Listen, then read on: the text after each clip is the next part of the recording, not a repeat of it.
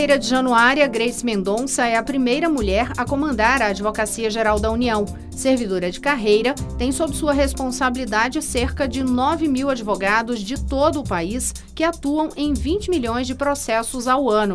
A ministra faz parte do seleto grupo de mulheres que hoje ocupa posições estratégicas no Brasil. Nesta conversa, ela fala do papel da AGU no enfrentamento dos problemas do país, da intervenção federal no Rio de Janeiro e do protagonismo feminino pela busca de espaço na sociedade e na luta contra a violência. Ministra Grace Mendonça, muito obrigada por encontrar esse tempo na sua agenda tão corrida para conversar com a gente. A alegria para mim recebê-los aqui na nossa sede da Advocacia Geral da União. Ministra, um dos principais temas do momento é a intervenção federal na segurança no Rio de Janeiro. E a Advocacia Geral da União já divulgou nota, inclusive na sexta-feira, de que vai ter uma atuação, um contato direto, inclusive com o interventor. A minha dúvida inicial é qual é exatamente a ação, qual é a atuação da AGU neste caso da intervenção do Rio? Bom, a Advocacia Geral da União, justamente por ser a entidade responsável pela defesa da União em juízo e fora também, não é? Ela tem, em relação à intervenção que é federal, ela tem uma dupla missão. Primeiro é de prestar o assessoramento jurídico e um assessoramento jurídico de qualidade ao interventor, que é uma autoridade que tem aí, pelos seus próprios atos, uma atuação própria, inserida na esfera federal. Então, é um assessoramento para que os atos que sejam praticados pelo interventor, para que a atuação do interventor seja toda ela orientada, inclusive para se evitar conflitos, para se evitar litígios, para se evitar algum tipo de questionamento no âmbito do Poder Judiciário. Então, essa primeira frente, para essa, nós designamos, eu destaquei através de uma portaria, 3 advogados para que ficasse à inteira disposição do general, inclusive advogados que vão estar no Rio de Janeiro, prestando total assessoramento jurídico a ele. Esse é o primeiro passo. O segundo agora já é quando, infelizmente, ou é bem possível, ou na eventualidade de se acontecer algum nível de judicialização, de nós termos também, dentro da Advocacia Geral da União, uma estrutura bem organizada, bem ordenada para fazer a defesa judicial de todos os atos praticados pelo interventor. Então, esse seria um segundo braço de atuação da nossa instituição, que é um contencioso que a gente pretende, na medida em que as ações venham eventualmente a surgir, que seja um contencioso também de muita responsabilidade, de muita seriedade. A gente pode entender, fazendo um resumo muito grande aqui com as minhas palavras, que é uma forma de evitar abusos ou evitar que sejam apontados questionamentos que não seriam cabíveis, enfim. É uma forma de evitar abusos? É uma forma não somente de evitar, não se trabalha, e aqui eu acho que é importante destacar, o trabalho do general Braga Neto é um trabalho muito sério. É uma pessoa muito respeitada, é uma pessoa que já tem uma história, não é, dentro da sua carreira. Então, não se trabalha com a perspectiva de abuso. Em nenhum momento se cogitou de trabalhar com a perspectiva de abuso, de violação a direitos fundamentais, de violação a direitos humanos, de forma alguma. Na verdade, é porque nós sabemos que diante de um cenário de adversidade, a intervenção é um cenário de adversidade, porque se estivéssemos na normalidade não precisaríamos da intervenção federal. Então, nesse cenário de adversidade, ele vai precisar agir de uma maneira muito rápida, muito célere, mas também com muita segurança jurídica. Então, é nesse sentido que nós já disponibilizamos esses 3 advogados públicos para que ficassem à disposição dele, para que os seus atos, com certeza terá que praticá-los, né? Possam ser todos eles muito bem respaldados, para que se lá no futuro tiver algum tipo de questionamento judicial, toda a sustentabilidade jurídica já esteja muito bem trabalhada. Então a ideia central é essa. Então não se trabalha com a perspectiva de abuso de forma alguma. Agora, toda a atuação, que é a atuação de qualquer autoridade que atua no âmbito do poder público, ela precisa sim estar muito bem assessorada juridicamente.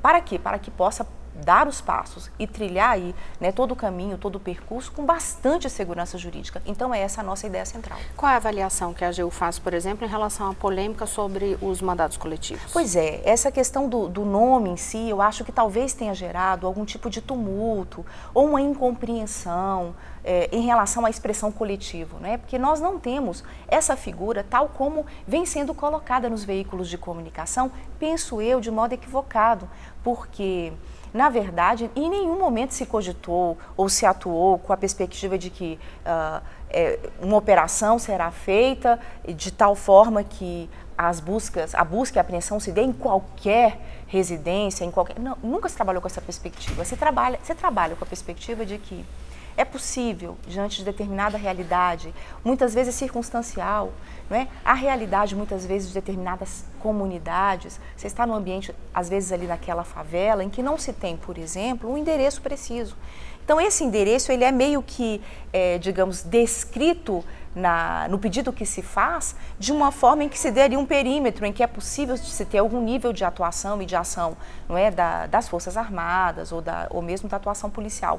Então, eu acho que foi muito mais um equívoco em termos de interpretação da expressão coletiva, que acabou gerando um pouco esse mal-estar ou essa incompreensão, até perante a própria sociedade.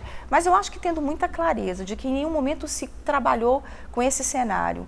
Ao contrário, que o que se trabalha, na verdade, é para que se dê efetividade à operação, para que se dê efetividade à política, né? Então, se a polícia precisar, de fato, cumprir um mandado, a descrição possível constará desse mandato. Né? O mandado ali vai vir com um perímetro muito bem delimitado para que a ação policial se dê naquele espaço, naquela localidade. Então, eu acho que com essa clareza, isso esvazia muito essa discussão. Então, assim, eu não me impressiono muito, né, quando diz há violação a direitos humanos, porque em nenhum momento se trabalhou nessa linha, né? Obviamente que esse assessoramento jurídico também, ao qual nós nos referimos aqui, qualquer orientação que ficar a cargo da Advocacia Geral da União, por óbvio que esse assessoramento se dará sempre orientando para que tudo se dê rigorosamente à luz da Constituição da República e das leis. A própria atuação da AGU, eu digo de uma forma geral, às vezes nos deixa muito em dúvida. Qual o papel da AGU? Né? E aí eu pergunto para a senhora, qual é o papel da AGU? É defender o Estado, defender o governo, defender o presidente da República? Bom, a nossa missão é uma missão que está muito clara no âmbito da nossa Constituição, não é? Ela tem ali um alcance muito bem definido. Primeiro, é a instituição responsável por fazer a defesa judicial e extrajudicial da União. Então, quando a Constituição se traz o termo União, ela em nenhum momento fechou exclusivamente no Poder Executivo. Então, por isso, representamos judicialmente os três poderes da República. Então, representamos o Poder Executivo, representamos o Poder Legislativo e representamos o Poder Judiciário. Por isso que, muitas vezes, a sociedade ainda não compreende bem, mas por isso que, muitas vezes, nós da Advocacia Geral da União defendemos judicialmente os atos emanados da Câmara dos Deputados, ou os atos praticados pelo Conselho Nacional de Justiça. O Conselho Nacional de Justiça é órgão do Poder Judiciário, Câmara dos Deputados, Legislativo, mas também defendemos os atos emanados das pastas ministeriais, que aí do Poder Executivo. E também, uma outra missão também que a Constituição nos deu, que foi de prestar o assessoramento jurídico, agora sim, ao Poder Executivo. Então, o assessoramento jurídico, que tem muito mais um cunho preventivo, que é uma advocacia preventiva por sua própria natureza, essa nós prestamos exclusivamente ao Executivo. Agora, quando os atos da União são questionados judicialmente, daí não, daí nós fazemos a representação judicial da União. Por isso eu posso afirmar com muita tranquilidade que nós da Advocacia Geral da União exercemos uma advocacia de Estado, porque representamos aqui, perante os poderes constituídos, os interesses do Estado brasileiro. E aqui muito bem representados, obviamente, também pelos três poderes da República, Executivo, Legislativo e Judiciário. Então, essa é a nossa missão, exercer efetivamente uma advocacia de Estado. Não é ser advogado do presidente da República, sim, a advocacia em relação ao presidente da República. Nós também temos a missão, que é a missão constitucional, porque prestamos assessoramento ao Poder Executivo, e o chefe do Poder Executivo é o presidente da República. Então, nós também prestamos o assessoramento jurídico ao presidente da República. E também representamos todo e qualquer ato praticado pelo presidente da República no exercício das suas atribuições. Esses atos são e devem ser defendidos pela Advocacia Geral da União. Então, nós também representamos judicialmente e promovemos a defesa judicial dos atos praticados pelo Presidente da República. A nossa lei complementar, inclusive, a nossa lei orgânica, ela é muito clara em relação a essa missão também do Advogado-Geral da União, que decorre exatamente do conteúdo do artigo 131 da Constituição Federal. Recentemente teve o caso específico da escolha do comando do Ministério do Trabalho, que vocês tiveram uma atuação específica. Defesa de um ato de nomeação exarado pelo Presidente da República. Aí a missão institucional é nossa. Mas se for uma outra investigação em outra seara, aí não... Se não tiver... a única hipótese em que a Advocacia Geral da União não atua representando e defendendo os atos praticados pelo Presidente da República é quando, primeiro, não existe um ato no exercício das atribuições do cargo. Então, todas as vezes em que o Presidente da República praticar qualquer ato no exercício do seu cargo, esse ato será defendido pela Advocacia Geral da União. Agora, se for qualquer outro que não estiver ligado ao exercício do cargo, daí esse não enseja a nossa atuação institucional. E em algum momento a AGU perdeu isso de vista, esse foco de vista? Não, a instituição é uma instituição bastante jovem, né? Nós estamos agora completando até os 25 anos da nossa lei complementar. Lógico que nós passamos por um processo, que é um processo também de organização, de estruturação, um processo que obviamente, os desafios que são colocados, com os quais a instituição teve que se deparar, foram desafios que trouxeram muita maturidade institucional, né? Então, nós aprendemos muito com as dificuldades que foram sendo colocadas à nossa frente. Então, a Advocacia Geral da União sempre teve muita cautela. Hoje nós temos um corpo de advogados muito bem preparado. Então, não vislumbro nessa história institucional algum período, algum momento em que tivesse transbordado das suas atribuições, que são atribuições constitucionais e legais. Agora, a senhora está no cargo e é uma servidora de carreira. Verdade. O ideal é que sempre seja um servidor de carreira a assumir a Advocacia Geral da União? A nossa Constituição não exige, sabe disso, né? A Constituição, ela diz com muita clareza que o Presidente da República, ele tem a sua livre escolha. O cargo é de livre nomeação e de livre exoneração do Presidente da República. Mas eu acredito firmemente que, a partir do momento em que nós já temos aqui uma experiência institucional forte, nós temos um quadro muito bem preparado, eu acredito que quando os encargos relacionados a essa missão, não é? A missão de chefiar essa instituição, quando esses encargos eles são desempenhados por alguém da carreira, eu tenho a convicção de que o resultado ele é mais efetivo. Por quê? Porque já se conhece a casa, porque já se conhece como funciona, como os órgãos de direção superior se movimentam, porque já se conhece digamos, a experiência do passado. Então, eu acredito firmemente que o desempenho dessa função ela é muito mais facilitada quando se tem alguém ali ocupando que seja ou que tenha alguma ligação mais direta com a carreira. E eu acho que não deixa de ser também uma valorização importante, né, para uma instituição que é uma instituição considerada como essencial à justiça. Então, eu acredito que seja, sim, uma valorização importante. Então, na medida em que eu, como sendo de carreira, exerço o cargo, eu tenho a certeza absoluta que o Presidente da República, como já foi procurador também de Estado, né, porque ele já foi também advogado público, eu tenho certeza absoluta que esse também foi um fator considerado por ele de valorização também da nossa instituição, através de uma pessoa, de uma figura que tem uma ligação direta por compor uma das carreiras da instituição. A gente vai continuar esta conversa, até porque a senhora é a primeira mulher a assumir a Advocacia Geral da União e a gente está na semana aí de comemoração do Dia Internacional Verdade. da Mulher. A gente vai falar sobre isso no próximo bloco, daqui a pouquinho eu volto já.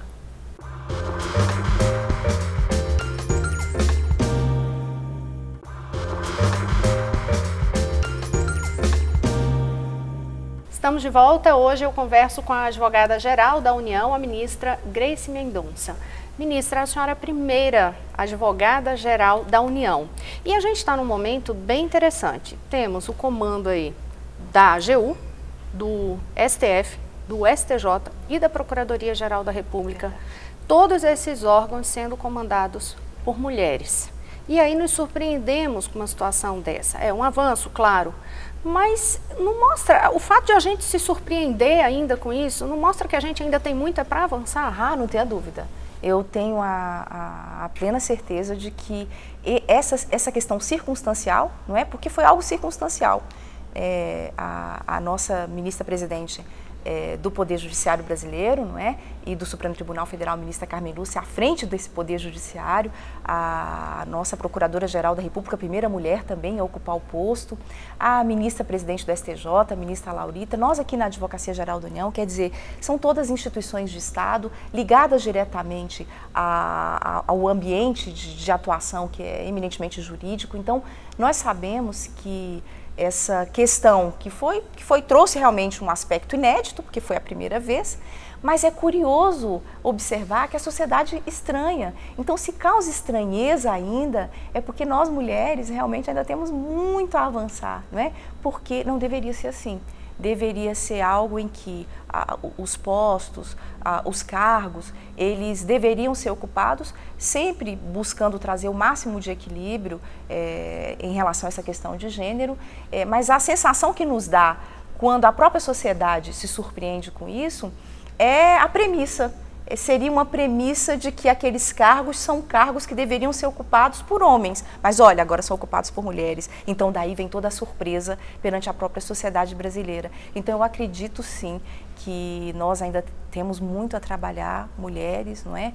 Nesse processo, que é um processo em que se busca igualar um pouco essa relação de desníveis tão evidentes, não é? Que se tem hoje ainda no nosso Estado brasileiro. Ou seja, a igualdade só virá na hora que realmente não se perceber com estranheza. Exatamente, tem que ser algo natural, não é? Quer dizer, os postos eles são ocupados pelo mérito, independentemente da questão de gênero, ou homens ou mulheres, isso tem que ser natural para nós. Aí eu acredito sim que quem sabe aí no futuro, eu sei que nós já estamos avançando bastante, né? Esse processo de evolução da participação feminina na sociedade é algo que vem sendo realmente, é uma caminhada que vem avançando e evoluindo. Eu acho que é um processo cultural que de alguma forma a sociedade já começa a enxergar que a mulher é possível, a mulher consegue chegar, é viável. Então eu acredito sim que essa naturalidade é algo que deve vir com o tempo. O que foi mais difícil ou mais prazeroso aí dessa sua trajetória na carreira? Você enfrentou muito preconceito? Não tem como não perguntar isso. Eu acho que toda mulher enfrenta preconceito. Eu, pelo menos, assim, nunca vislumbrei das nossas conversas, não é? E compartilhamentos ali de experiências. A gente está sempre ouvindo relatos, não é, de mulheres que sofrem o preconceito. Então é algo que, como eu disse, nesse processo de avanço, nesse processo cultural de transformação da participação feminina na sociedade, eu acho que é algo que a mulher, isso sim é natural. É interessante isso, né? Essa naturalidade é natural que a mulher sofra algum tipo de preconceito. Então eu não posso também, em relação a mim, não sair também da regra geral, né? Então nós acabamos passando sim por adversidades que são adversidades de natureza preconceituosa. Essa estranheza, não é? Essa estranheza que se dá quando se senta em um ambiente predominantemente masculino e que tem uma presença feminina, às vezes ainda há sim essa percepção de que aquilo causa algum nível de incômodo, causa algum nível de desconforto, não é? Então, com atitudes concretas, muitas vezes no próprio ambiente de trabalho, eu tenho uma situação que eu vivenciei na própria Advocacia Geral da União. Você sabe que eu sempre cuidei, né, ao longo de 15 anos, eu sempre cuidei da atuação e da defesa da União perante o Supremo Tribunal Federal. E em uma certa oportunidade, um advogado público pediu para sair da equipe porque ele afirmava o desconforto dele de ser comandado por uma mulher. Então, você observa bem o nível, não é, de preconceito que nós mulheres, mesmo quando desempenhamos um trabalho, mesmo quando o trabalho traz resultado institucional, mesmo quando o trabalho traz em si um nível de seriedade, de respeitabilidade, inclusive perante os demais órgãos de Estado, ainda assim, não é? A mulher acaba sofrendo esse tipo de abordagem. Nas defesas, é importante a senhora citar isso, essa sua atuação no Supremo. Entre essas defesas, tem algumas que dizem respeito justamente à defesa da mulher. Verdade. Uma delas é a Lei Maria da Penha, a constitucionalidade da Lei Maria da Penha, lá em 2012. O que naquele momento, quando se questionava a constitucionalidade da Lei Maria da Penha, o que mais surpreendia a senhora ou mais assustava? Bom, na verdade é o seguinte, quando a lei em si foi publicada e ela foi inserida no ordenamento jurídico nacional, a sensação que nós tínhamos mulheres era de que, olha, finalmente a questão da mulher, a questão da violência doméstica em si, ela tomou a agenda nacional. Então, quando ela foi inserida, veio como de fato um alento para aquelas mulheres que estavam totalmente desamparadas quando o assunto era esse, violência doméstica. Mas o que mais surpreendeu foi, na verdade, a interpretação que alguns magistrados começaram a dar à Lei Maria da Penha, dizendo o seguinte, olha, a Lei Maria da Penha viola o princípio da igualdade, porque a Lei Maria da Penha está prestigiando e premiando a mulher em detrimento do homem. O homem tem o mesmo direito que a mulher. Então, nesse sentido, a lei é inconstitucional, porque a lei está violando o princípio da igualdade de gênero. Então, isso surpreende porque denota exatamente uma inversão muito grande, porque o princípio da igualdade ele é inserido entre nós, mas com uma clareza muito grande em termos de seu alcance. Na verdade, você tem que tratar desigualmente os desiguais na justa medida dessa desigualdade. E a mulher já vem de um processo de desnivelamento em relação ao homem, seja um processo social, não é? de relação em si, não é? As relações sociais altamente desniveladas quando você tem a mulher ali inserida, que não poderia ser desconsiderado pelo legislador. Foi iniciativa nossa, da Advocacia Geral da União, sugerir ao então presidente da República que apresentasse ao Supremo Tribunal Federal uma ação declaratória de constitucionalidade, para que a Suprema Corte pudesse bater o martelo e dizer, olha, essa lei é constitucional, ela não afronta o princípio da igualdade. A mulher tem sim, se essa igualdade é um ideal, não é? É preciso se dar um tratamento distinto e diferenciado justamente para que ela esteja em condições, em pé de igualdade, para disputar os seus espaços também perante a sociedade brasileira. Então, nesse contexto, eu acho que foi de fato um julgamento emblemático, fundamental para as mulheres. Eu acho que ganhou muito corpo, não é? Porque não foi só digamos assim, uma perspectiva de se fazer uma alteração normativa. Não, é a Suprema Corte do país que diz, olha, é correto e tem que ser dessa forma. A ministra Carmen Lúcia fez uma ponderação extremamente importante quando ela destacou o seguinte, olha, o que se passa dentro daquele ambiente familiar passa a interessar o Estado. Porque antes era uma visão que não se tinha. O Estado não entrava naquele ambiente familiar. Com a Lei Maria da Penha, não. Valores mais elevados justificam, sim, o interesse do Estado pelo que se passa dentro e no seio familiar, né? No seio daquela residência. Quando se tem ali a presença feminina que está sujeita ou estaria, ou enfim, sujeita a qualquer tipo de abuso e de violência. Então, nesse contexto, eu tenho assim, a certeza absoluta que a constitucionalidade declarada pelo Supremo foi um marco extremamente importante nessa perspectiva de valorização da mulher, ou mesmo de se abrir espaços para que a mulher possa, sim, também se encontrar dentro da sociedade. E isso terminou também dando um espaço para um outro tipo de ação que eu quero até saber da senhora se a AGU vai entrar, requerer mais ações para recuperação aos cofres do INSS daqueles pagamentos feitos de pensões nos casos justamente de vítimas de Maria da Penha, quer dizer, cobrar dos maridos que eles façam esse ressarcimento aos cofres públicos. Essa iniciativa da Advocacia Geral da União, nós também trabalhamos aqui com isso, porque era muito interessante o quadro. O companheiro, o parceiro, ele muitas vezes sujeitava a mulher a situações de violência tão graves a ponto de culminar com uma incapacidade permanente para o trabalho ou a ponto até de ceifar a própria vida, não é? E interessante aqui, diante desse quadro, os filhos, eles são beneficiados pela lei, pela regra, né? E aí eles passam a ter direito à pensão, né? Natural, tá certo e tá correto. O que causa estranheza é que muitas vezes era aquele que causou a violência que administrava aqueles recursos, é aquele que era o beneficiário daquele benefício por incapacidade da mulher. A mulher ficou incapaz para o trabalho e ele recebe a pensão para poder administrar o recurso. A mulher vai embora, perde a vida precocemente, mas ele passa a administrar o recurso oriundo da pensão. Com isso, então, nós começamos a desenvolver uma política interna dentro da Advocacia Geral da União, entramos com o primeiro caso, tentando demonstrar ao judiciário o seguinte, olha, ele tem que ressarcir os cofres públicos daquilo que efetivamente é pago a título de pensão. isso tem um aspecto muito mais pedagógico do que a questão do recurso em si, do valor em si, do zelo pelos cofres. Não é isso. É mais uma perspectiva de que ele tem que saber que se ele fizer aquele recurso que muitas vezes ele está ali contando com ele, não virá, porque ele vai ter que ressarcir os cofres públicos. Então, com isso, nós desenvolvemos, nesse primeiro caso, ganhamos, obtivemos êxito no primeiro caso concreto e a partir daí ampliamos a política, celebramos com o Ministério Público, o Conselho Nacional do Ministério Público, já com a Procuradora-Geral Raquel Dodge, um termo de cooperação em que, a partir dessa nossa assinatura, nós da Advocacia Geral da União tomamos ciência desses casos, porque muitas vezes o Ministério Público atua ali na seara criminal, né? Então nós já tomamos a ciência desses casos e com isso já começamos a desencadear essas ações regressivas para que o Estado possa reaver. Hoje nós já entramos com 14, mais uma cobrança em torno de R$1.900.000.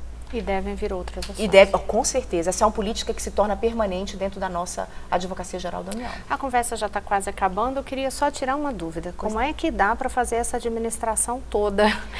Casa, filhos, carreira, uma carreira com uma trajetória, né, de sucesso e toda essa agenda da AGU agora. O nosso dia a dia é um dia a dia que a gente procura, até pela natureza de tudo que chega na Advocacia Geral da União, tudo precisa ser feito com muita rapidez, porque as respostas precisam ser rápidas, precisam ser céleres. Nós trabalhamos e atuamos em 20 milhões de processos ao ano, né? É um volume muito grande e com certeza absoluta, dentro de todo esse volume, há aqueles que são altamente relevantes, aqueles em que as políticas públicas são ali questionadas. Então todo um trabalho de estratégia, é um trabalho que eu gosto de acompanhar bem de perto, me envolvo de perto, estou sempre cuidando, estou sempre procurando desenvolver junto com toda a equipe da melhor forma possível.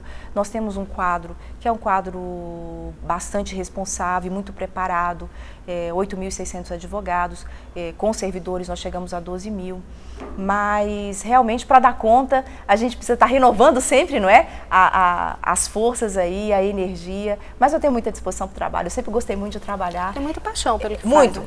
Muita paixão pelo trabalho, assim, cada vez que eu me deparo com o resultado, com a vitória, então eu vejo, poxa, que bom, deu certo e valeu a pena todo o esforço. Ministra, muito obrigada por essa conversa. Imagina, já a alegria foi toda minha. Sucesso no trabalho.